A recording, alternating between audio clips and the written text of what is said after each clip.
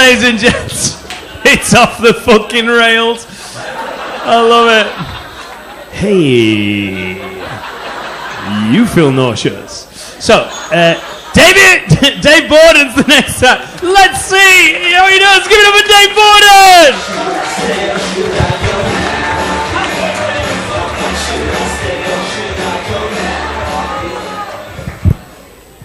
All right, we're having a good night.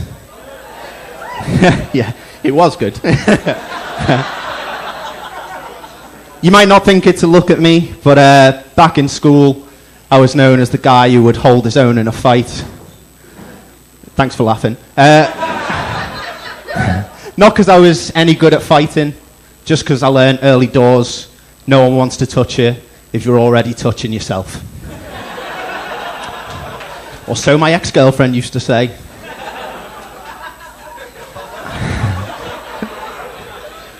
I'm not much of a fighter. To be honest, but I'm not much of a lover either. I know they say you're normally one or the other, a lover or a fighter, but I'm not. Although my technique for both is pretty similar. Curl up in a ball, pray they don't touch my face or genitals.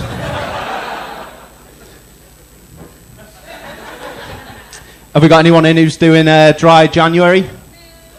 Yeah, you sound fucking happy about it as well. On the party table. I'm actually trying to give up drinking myself because one of my mates told me that drinking too much can give a man breasts. But it's a double-edged sword because it's only thanks to drinking that I got to touch my first pair of breasts. An only pair of breasts. I did that joke at a gig in Barrow recently. I said, I'm not drinking because I've heard drinking too much can give a man breasts, and a guy on the front row went, too late. I'm over it now. I think I'm sensitive about my weight. I think, I'm a little bit body conscious. I don't like saying that I'm uncomfortable in my own skin, but that's because I've got the kind of face that says, so let me try yours.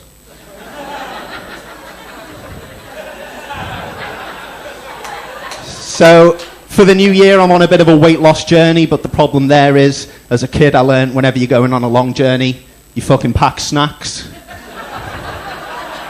It's not helping. The other problem is, I was a kid in the 90s, and anyone who was a kid in the 90s will know, that you could have any toy you wanted as a kid in the 90s if you were willing to eat enough crisps or cereal to get it. That's been my downfall. I'm obsessed with watching The Apprentice, but work have told me it's really creeping her out.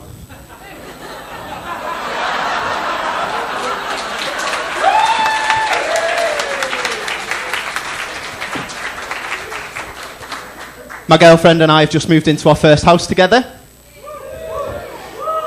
Thank you. People keep saying weird things to us now, like, oh, won't be long, soon you'll be wanting little ones. No, we'll stick to a regular-sized house, please. Before doing this, I wanted to be a musician. I even took guitar lessons for a little while, but I was rubbish at it. I said to my guitar teacher, what seems to be the problem, why aren't I getting it? And he said, well, you seem to be struggling with the fingering.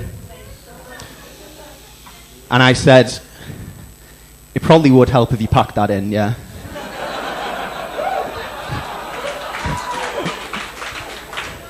My guitar teacher, he was a weird bloke. I remember asking him, what's this little control with all the numbers on at the side here?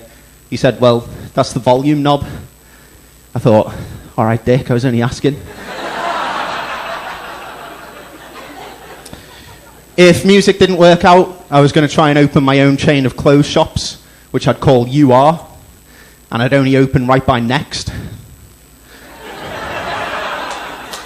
Make a lot of people on the high street real fucking paranoid. Or open between a John Lewis and a Next. Play the waiting game. He'll be worth it. In my school, we had a rule that we had to stand up if the teacher came, but I don't think we should have been allowed to sit in their laps in the first place.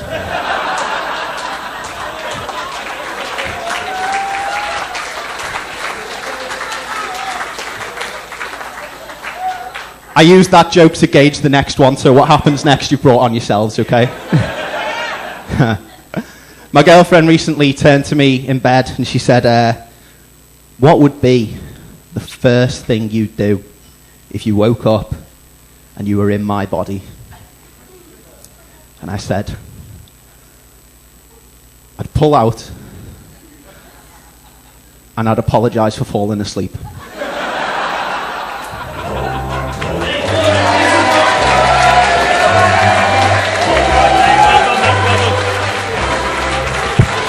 So, Dave Bawden. Good. It's very aggressive support for Dave Bawden. Sean.